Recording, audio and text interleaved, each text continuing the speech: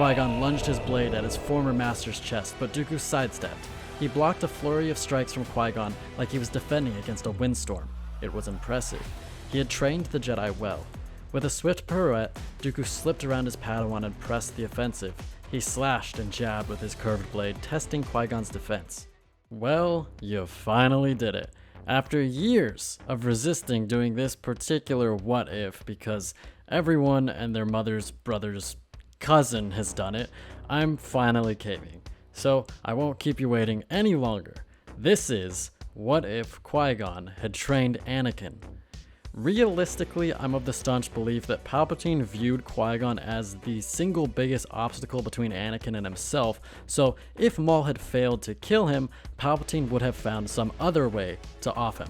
But that's boring as hell. So let's say that for some reason Palpatine allows Qui-Gon to train Anakin all the way to knighthood, even though this is clearly against his best interests. Palpatine would still try to have a fatherly relationship with Anakin as he did during the actual timeline, but in this version Anakin already has a father figure in Qui-Gon.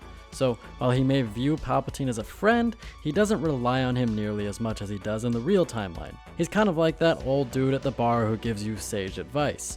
You like him, but you're not about to murder the deputy CEO of your company and turn your life upside down to save him, but we'll get to that later. Qui-Gon would be the perfect master for Anakin, as I'm sure you all know. He's patient, wise, an experienced teacher, and pretty cavalier, which Anakin would definitely respect.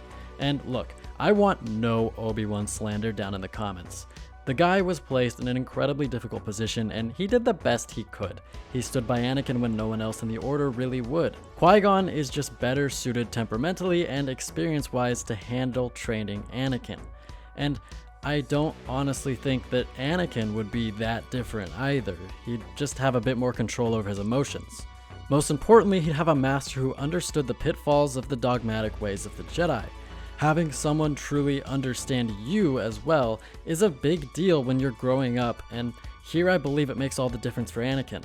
Meanwhile, Palpatine would still desire the Chosen One as an apprentice, but the path to achieving that goal would be a lot trickier for him. Anakin would not be so easily manipulated during this timeline, but Palpatine would still try, because just because there's a goalie don't mean you can't score. So he would tend to look at Anakin more as a luxury rather than a necessity as he was in the original timeline.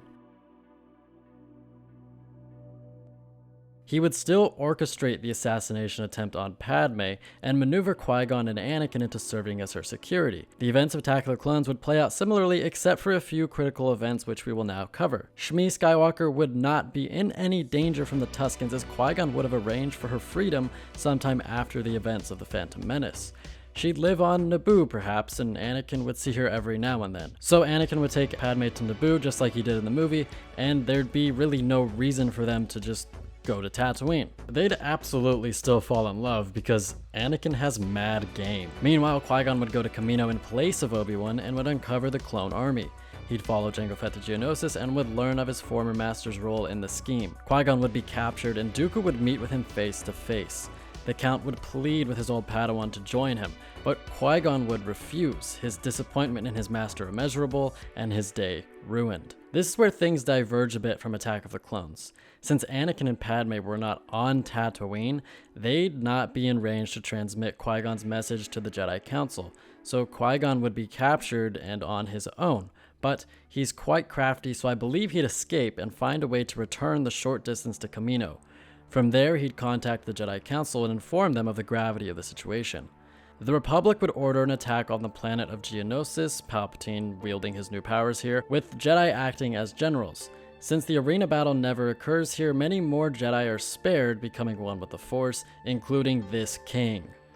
Anakin would be ordered to continue protecting Padme, and he likely would, as that's what he was initially going to do in the actual timeline before Padme decided to go rescue Obi-Wan in Geonosis. So instead of Anakin and Obi-Wan confronting Dooku, I believe Qui-Gon would meet up with his former Padawan, and the two would take on the Sith Lord. Qui-Gon pressed Dooku from the left as Obi-Wan attacked from the right, slinging their blades in unison at Dooku. The Sith Lord spun, easily deflecting each Jedi blade in one fluid motion. His cape swished neatly as he faced his opponents, his demeanor oozing confidence. Surely you can do better. He taunted, before defending against an onslaught of attacks from the Jedi. Dooku danced around them, arm tucked behind his back as he toyed with them. He knew every move Qui-Gon would make before the Jedi Master himself did, from years of training and sparring. And Kenobi was nothing. Yet. His form was basic, his Force abilities lacking. With a flick of his wrist, Dooku's blade slipped past Obi-Wan's guard, cutting the Jedi Master right up the midsection in a precise slash. Obi-Wan fell to the ground with a shout of agony, and then moved no more.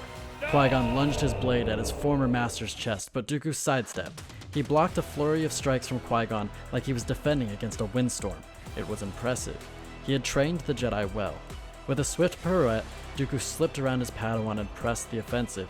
He slashed and jabbed with his curved blade, testing Qui-Gon's defense. Sweat poured from Qui-Gon's temples. The Jedi was tiring. With a snide grin, Dooku surged forward, the tip of his blade catching his apprentice on the inner arm and piercing his side. Qui-Gon gasped and toppled over. Dooku raised his blade to finish off Qui-Gon, but he could not bring it down. He saw the boy standing by the tree on Coruscant. He saw the young man who had saved him so many times. He saw his friend. Dooku lowered his lightsaber and strode to his ship without another word. So in an effort to not make this too long, this will be part 1 of this scenario. If this video gets 500 likes, we'll say, I'll come out with a part 2 and finish the story. So thank you so much for watching, folks. Leave a like and be sure to subscribe. I'm Zach, and I'll see you in the future. I like to finish this off by thanking our channel members, so take it away, Watto. Charlie, Aiden Arroyo, the Star Wars Obsession, T, Money Sartwell, and Colin H. Thank you for your contributions to my wallet.